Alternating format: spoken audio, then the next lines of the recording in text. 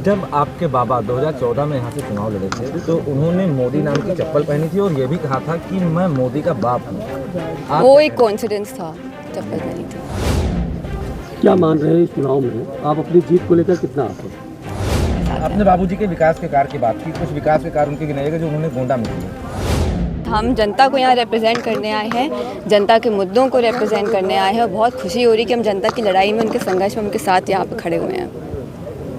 जब आपके बाबा 2014 में यहाँ से चुनाव लड़े थे तो उन्होंने मोदी नाम की चप्पल पहनी थी और ये भी कहा था कि मैं मोदी का बाप हूँ। वो एक कोइंसिडेंस था, चप्पल पहनी थी।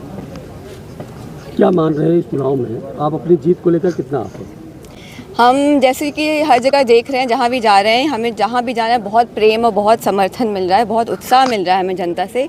और इस बार हम देख रहे हैं कि जनता चुनाव लड़ रही है क्योंकि जनता बहुत परेशान हो चुकी है। जनता मुद्दों को समझ चुकी है और जनता मुद्दों पर इस बार वोट डालने जा रही है और जनता इस बार बीजेपी का सफाई करने जा रही है। क्या मुद्दे हैं जिनको लेकर आप चुनाव मैदान में जा रही हैं? सबसे बड़ा मुद्दा तो बेरोजगारी है। आप कोई भी गांव में चले जाएं, कहीं भी चले जाएं, 90% युवा नौजवान आपको बेरोजगार नजर आएगा, पढ़ा लिखा बेरोजगार नजर आएगा।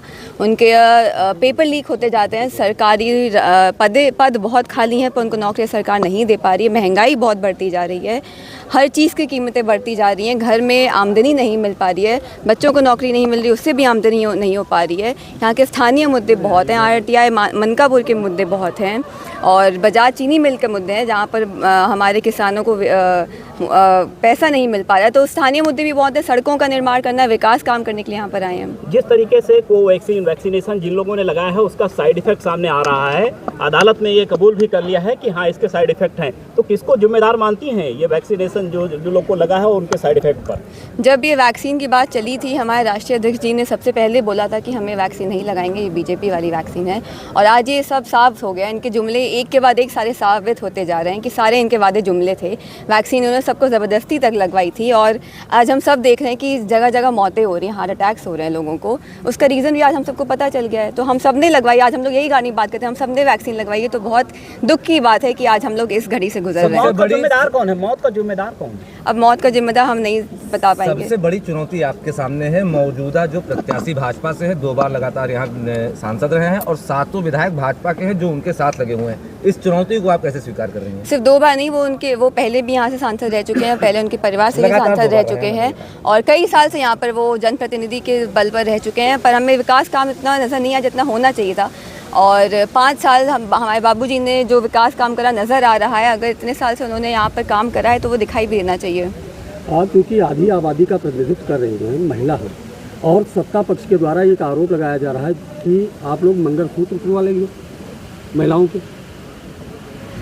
ये बहुत ही गंभीर और बहुत सेंसिटिव टॉपिक है जो आप बात कर रहे हैं। सबके ये जो आपने शब्द यूज़ करा मंगलसूत्र की बात नहीं करनी चाहिए, जिनके मुंह से निकला है नहीं बोलनी चाहिए थी। ये महिलाओं के लिए बहुत सेंसिटिव सा टॉपिक है। हम पुलवामा की बात करते हैं, मणिपुर की बात करते हैं, वो लोग क्यों नहीं बात करते हैं इन सब मुद्दों की। और महिलाएं बहुत परेशान हैं। महिलाओं से आप जाकर पूछिए कि उनको कितनी दिक्कत आ रही है घर चलाने में। हर चीज़ की कीमतें बढ़ चुकी हैं, गैस महंगी होगी, इनकी दाल महंगी होगी, कड़वा तेल महंगा हो गया, उनकी साड़ी पर टैक्स लग चुका है। तो आप महिलाओं का अगर दर्द सुनना है तो ये सरकार वाले गाँव जाकर महिलाओं से मिलें और पूछें कि उनका दर्द क्या है। फिर आज आपने नामांकन किया है, आज आपके लिए बड़ा दिन है, ऐसे में आपके पिता आपके साथ नहीं है, क्या माना जाए? पिता हमारे बिल्कुल साथ हैं और हम दिल से साथ हैं, एकदम बगल में खड़े हैं। हमारे यहाँ पर नहीं है, हमारे प्रस्तावक नहीं थे, पर अभी उन्होंने हमें आशीर्वाद दिया है। हम पूरे परिवार से आशीर्वाद ले हैं, बाबूजी से उनकी समाधि स्थल पर हम आशीर्वाद लेकर आए हैं। हम सब हमारे साथ हैं। आपने बाबूजी के विकास के कार्य की बात की, कुछ विकास के कार्य उनके गिनाइएगा जो उन्होंने गोंडा में किए। जी,